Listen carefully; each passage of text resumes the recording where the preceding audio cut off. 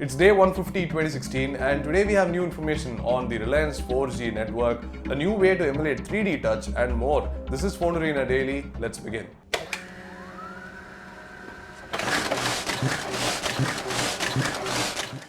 It's taken a long time for the Reliance Jio 4G network to trickle down to people, and the reason it's trickling down instead of a mass rollout is because of the complicated invite system. Right now, there is another way to get it. That's by buying a Reliance Live phone.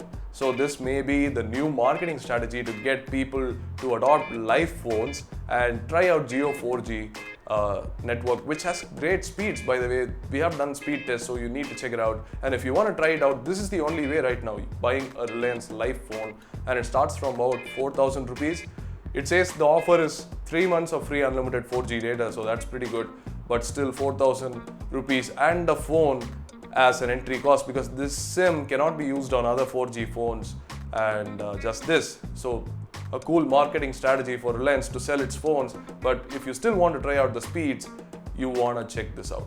Sometime back we had taken a look at this bendy phone from researchers in Canada, and this time researchers from the University of Michigan have done something really cool, and it's called the Force phone, which doesn't use external hardware but actually uses software to emulate this Force touch feel or 3D touch feel that Apple has introduced with the glass sensing thing. So this is how it works. It uses both the microphone and the speaker.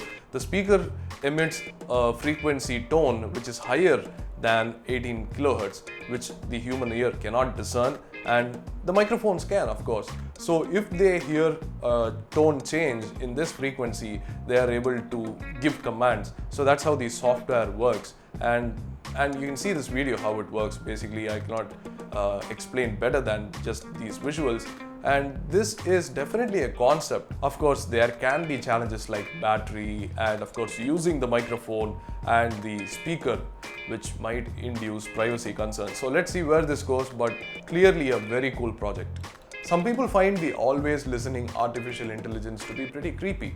I mean, people got around it with commands like Alexa or OK Google, because it is kind of a trigger. It only listens for that. That's what they say. But now things are going to get pretty creepier, because new reports claim that Apple's Echo Rival, which is set to come at WWDC, might have cameras and facial recognition. So basically it can have eyes, not just the mouth. So that's the new information here, which is pretty interesting and intriguing, because Apple has very high regards for privacy.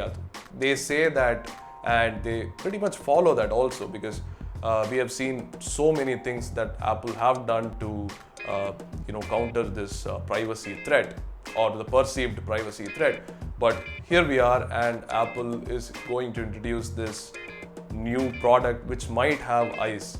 When Nokia fell, most of the service centers turned into multi-brand service centers, because that's how it worked. A lot of brands were coming in, and most of the times you ended up going to the same service center for different brands.